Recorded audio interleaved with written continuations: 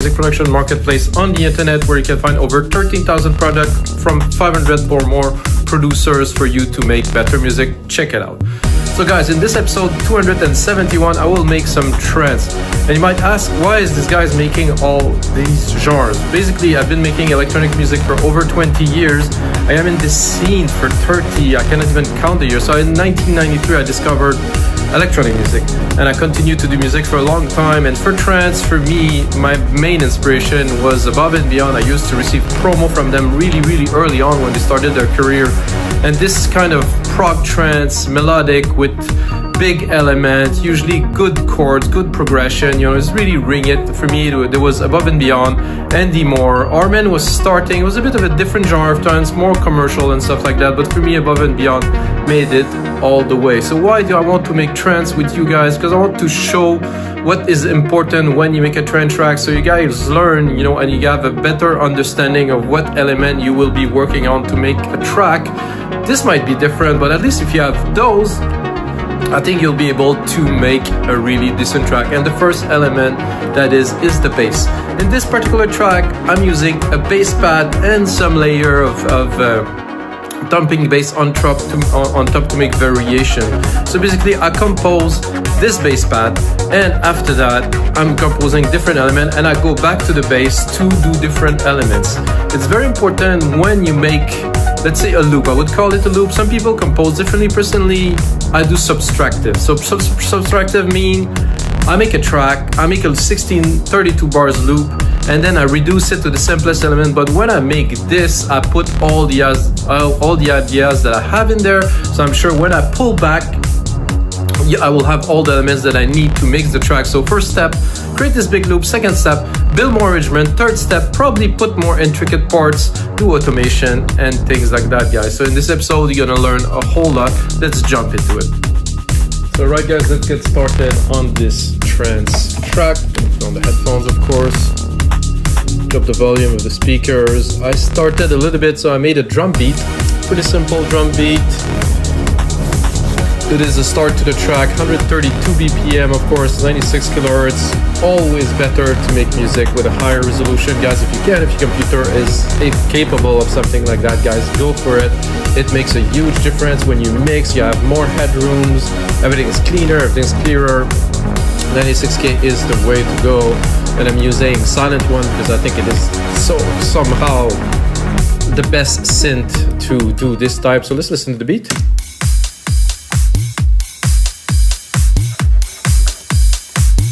Simple. I put some big crashes in there just for fun, just to vary a little bit. With something like that, I prepare like a patch that I thought would be good to start like something like this. I think even before I start this, I would sidechain it. So I'm going to take a compressor. Gonna go into the sidechain here, instrument, kick one, which is the kick that I hear. What I'm doing is sending the kick signal to the compressor. So you can see it here. I'm gonna set the attack and the release to very fast. Make sure it's not auto. Make sure we do not use auto gain too. I do not like this personally. If I want gain, I can always adjust the volume here.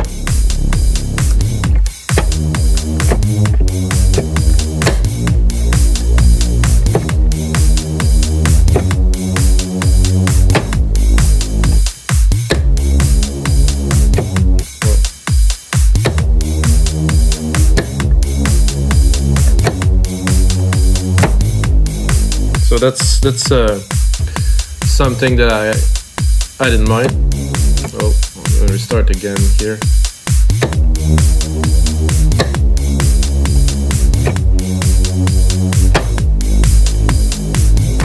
I think the last key of this is quite dramatic, and I think it really works.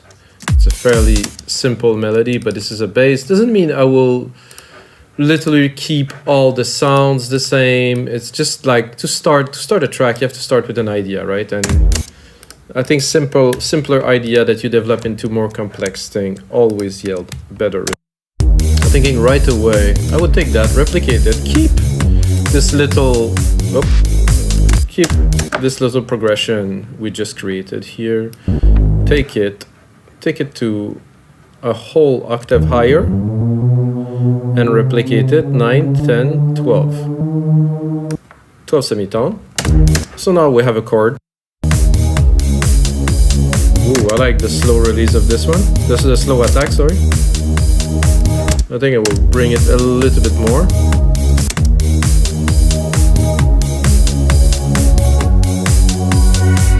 Okay.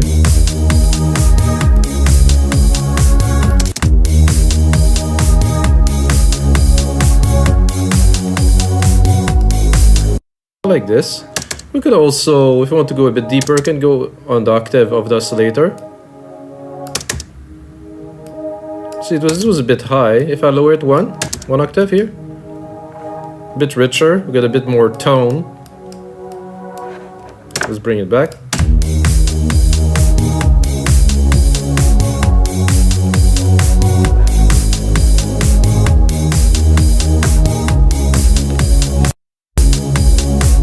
I would also do a send bus here.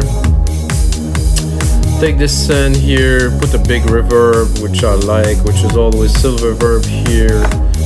My grandiose preset. I'm gonna send a little bit of the pad to it. Make it a bit bigger, a bit wider. Not too much.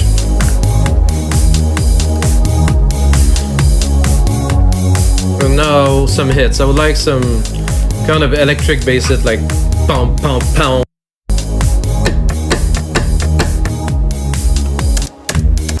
I like this, very simple. And then we're gonna put a different bass on it.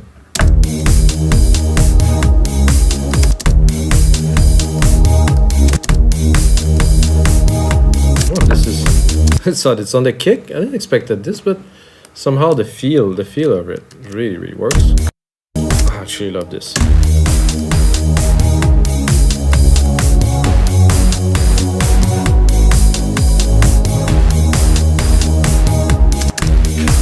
We'll hit up like a chunky bass like this.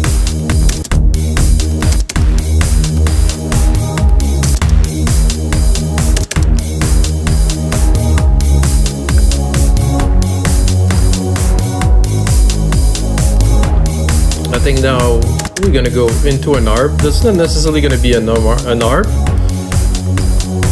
Let's say I will use the keys that I use here, and I will create like a melody with them. I think it's always a safe bet to reuse. So it will have familiarity because of course it is the same keys, and at the same time I can create an ARP that will be my own, that will be with a sequence that I create.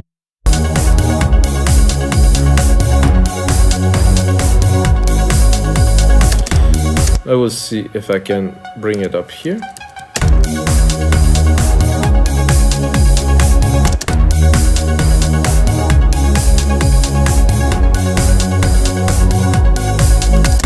And bring this one down here.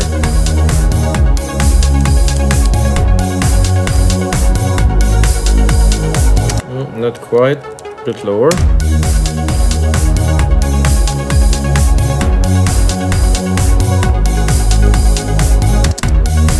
So I can do this, I can do command join, create one MIDI part.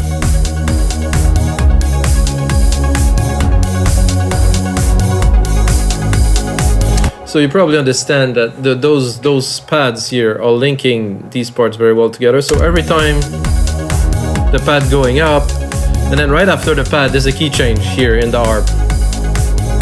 Pushes, pop, pushes, pop, pushes, pop.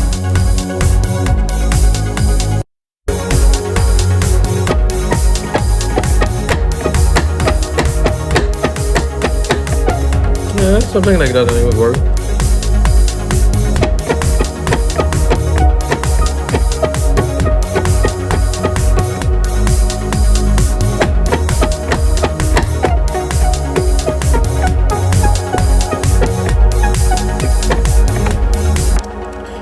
Little top lead melody here. Let's put it in there. And of course edit it, make it into something, hopefully. Let's clean it. Oh, I did like this little node that introduced itself here. Let's...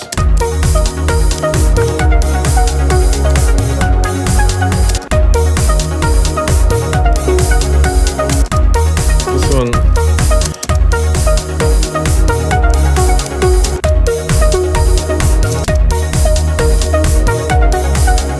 I think it was good where it was, actually.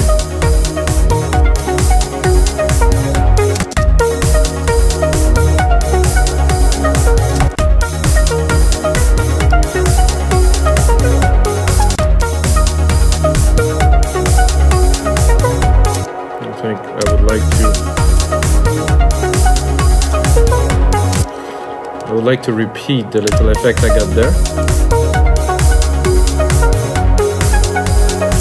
I think just this is enough.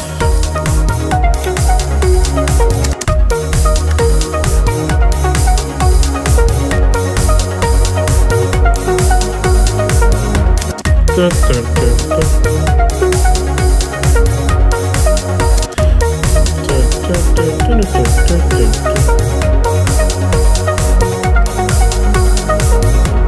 There's something that is not quite tight in there. This is good here. There's a delay here. This is good here. Just repeat this here.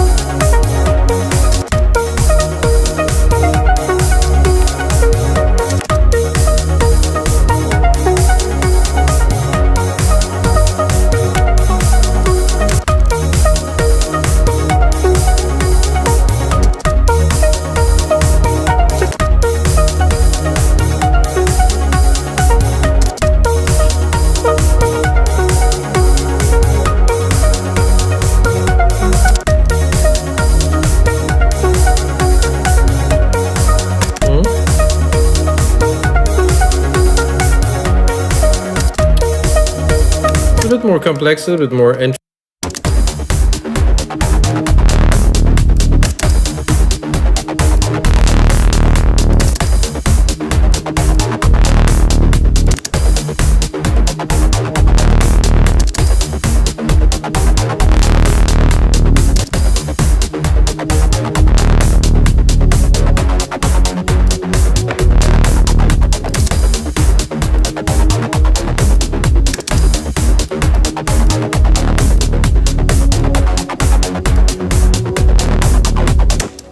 Okay, this is getting there.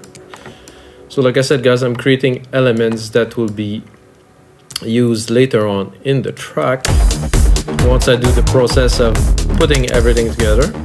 Then right away, I'm gonna set up an automation channel here. I'm gonna put it on touch. I'm gonna go into Sylenth, drop this. So then I will have control. You do A to show the automations. You go here, Sylenth one cut off. So we can play with it.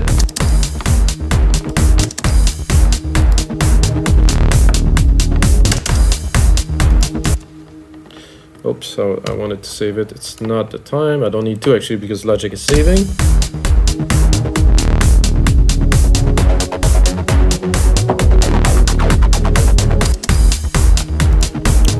I could also, like earlier, look at the keys here. So we're gonna look at the keys we are. And this is the key of the bass that I was just playing here. And I think it would be good if I would take it up here.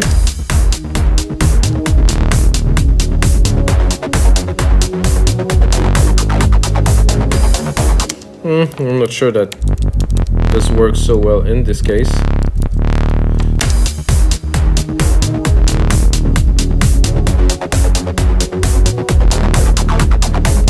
It does actually.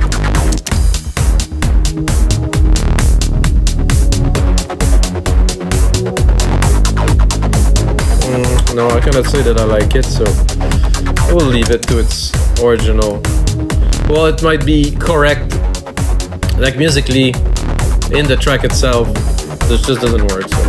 So with all this, I'm gonna bring back some of the elements. This lead here.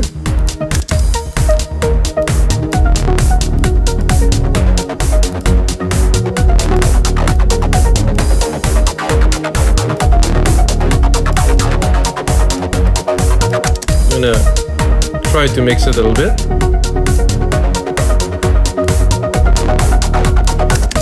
A bit too much delay here.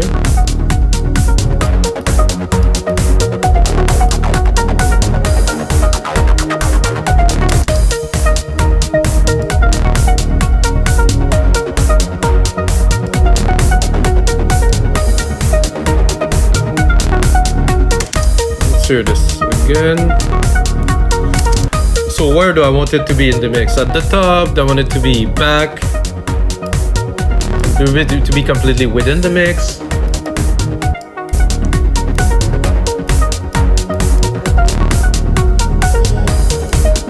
And then we have this main harp can put in the back. This I want it to be really in the back, in the groove.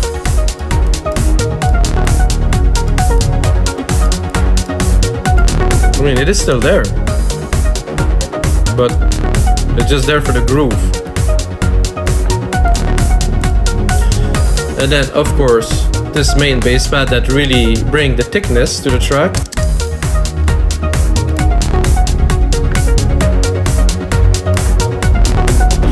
And guys, it's gonna be it for episode 271 of your live electronic music tutorials. I hope you guys enjoyed. Take a minute to smash that like button, drop a comment below, and until next time, may the sounds be with you.